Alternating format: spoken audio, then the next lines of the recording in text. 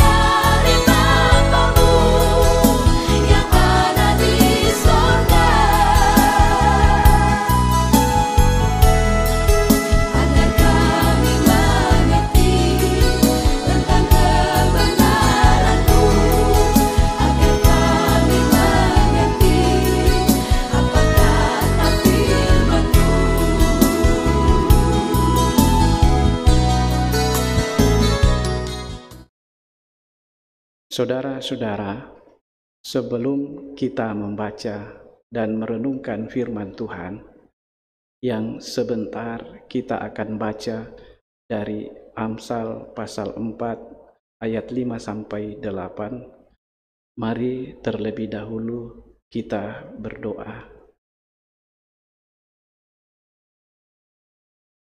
Tuhan, saat ini kami mau membaca firman-Mu, firman kebenaran yang akan menuntun kami pada kehendak-Mu.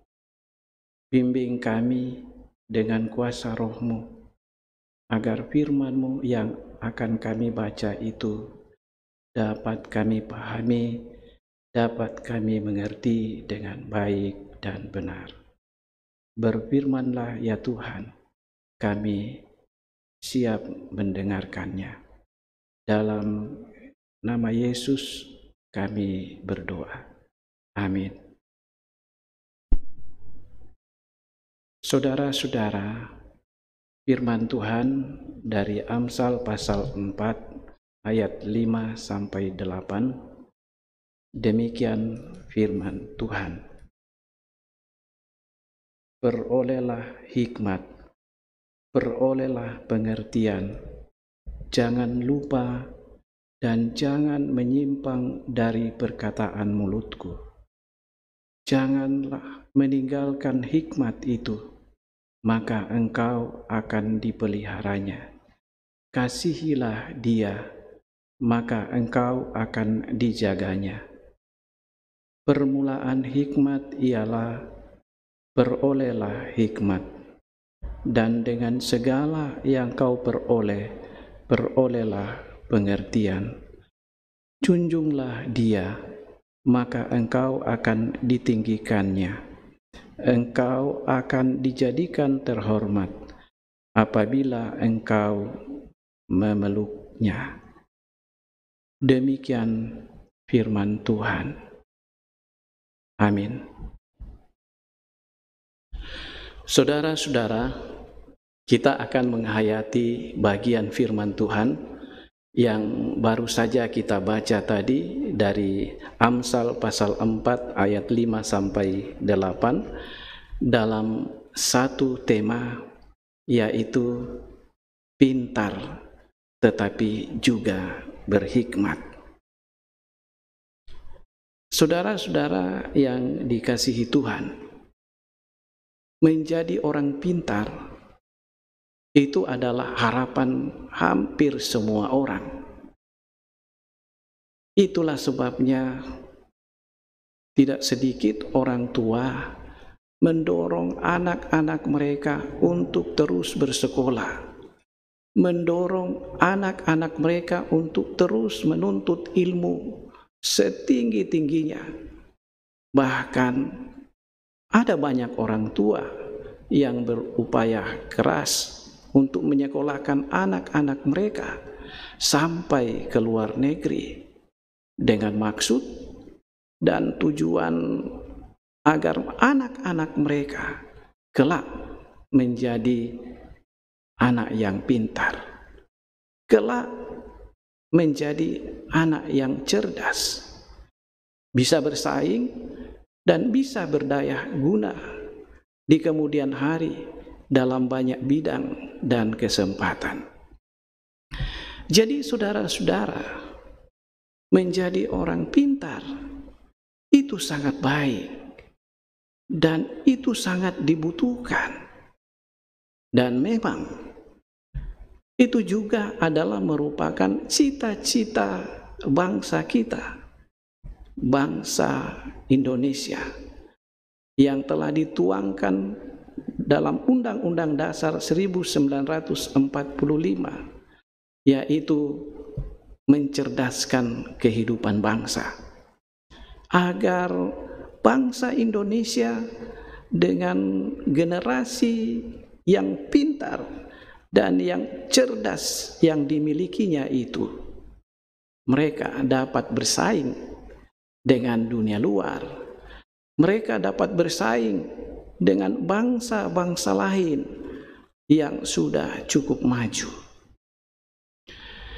Akan tetapi, saudara-saudara, bila kita hanya mendorong anak-anak kita, generasi kita, menjadi generasi yang pintar dan yang cerdas saja, tetapi tanpa membimbing dan mengarahkan mereka untuk menjadi orang-orang yang berhikmat, itu juga tidak akan menolong bangsa ini untuk menjadi bangsa yang kuat dan yang kokoh.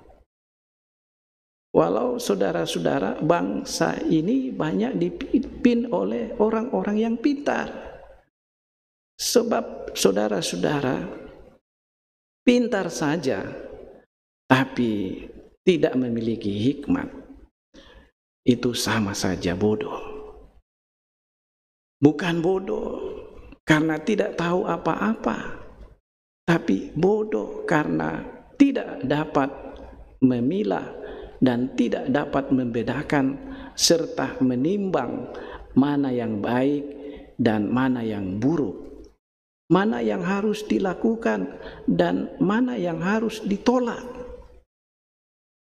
Hikmat memberikan pengertian kepada siapapun untuk paham dan membedakan antara yang baik dan yang jahat.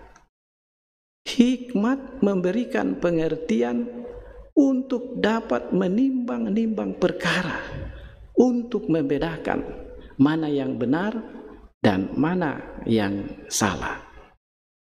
Oleh karena itu, Raja Salomo dalam Amsal pasal 4 ayat 5 mengatakan, "Perolehlah hikmat, perolehlah pengertian." Ayat 6, "Janganlah meninggalkan hikmat itu." Ayat 8, "Junjunglah dia, maka engkau akan ditinggikannya. Engkau akan dijadikan terhormat apabila engkau memeluknya." Nah, saudara-saudara, tidak sedikit orang pintar di negeri ini turun derajatnya, tidak dihormati lagi, bahkan masuk bui atau penjara, bukan karena mereka tidak tahu apa-apa dan bodoh, tapi karena mereka tidak memiliki hikmat. Jika kita memperhatikan sumber daya manusia di negeri ini, sesungguhnya di negeri ini telah dipenuhi oleh banyak orang-orang pintar di segala bidang dan di segala disiplin ilmu, termasuk bidang keagamaan. Tapi kenapa bangsa ini hingga hari ini masih saja terus berada di dalam kekacauan?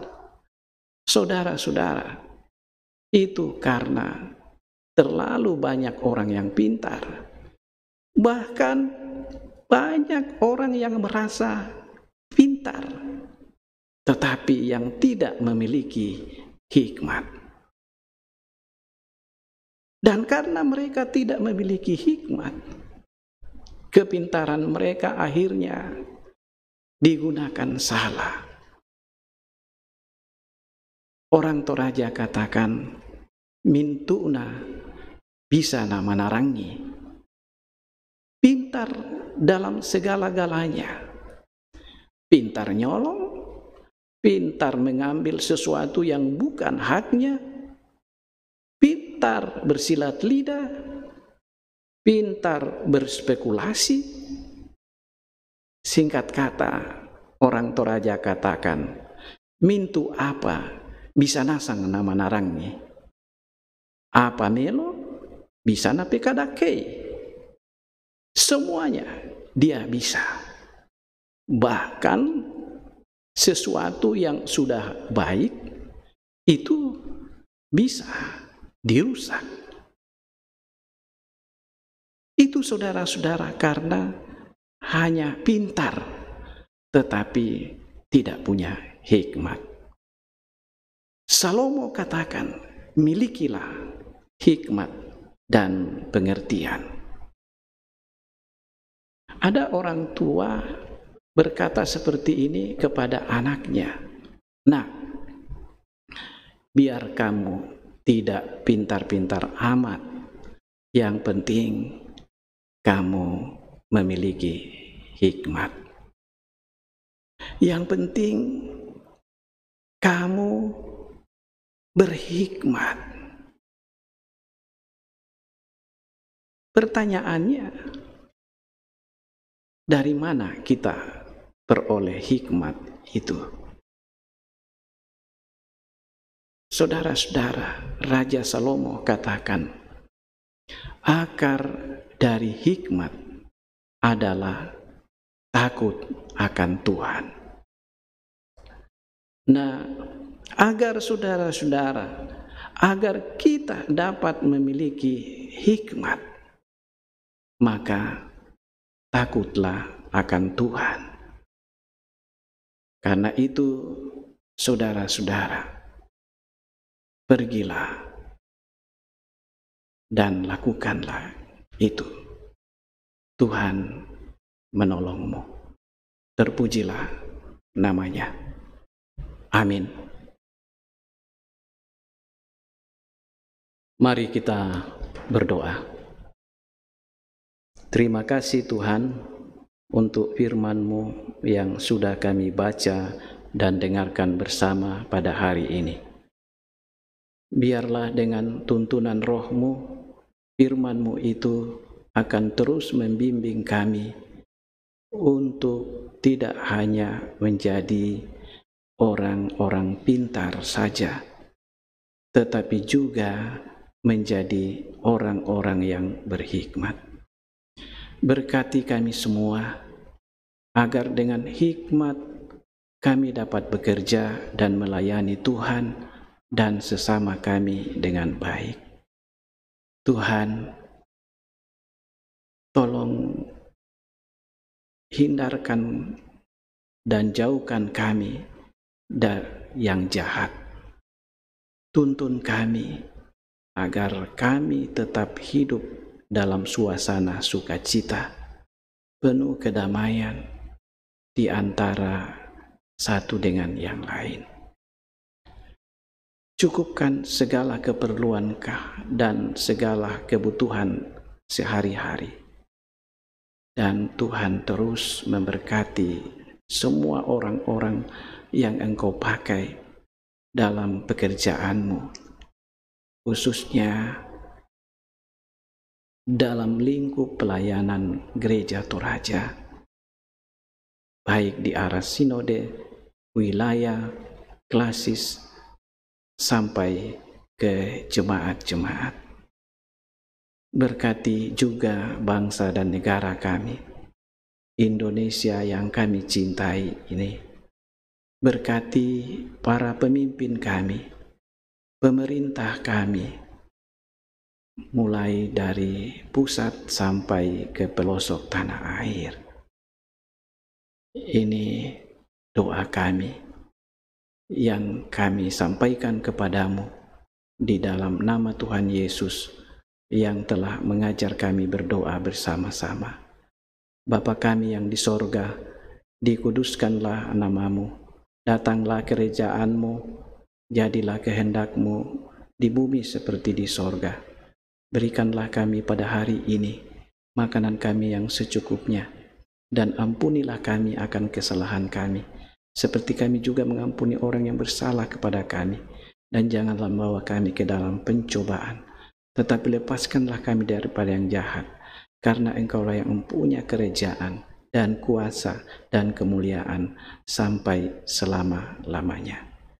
Amin.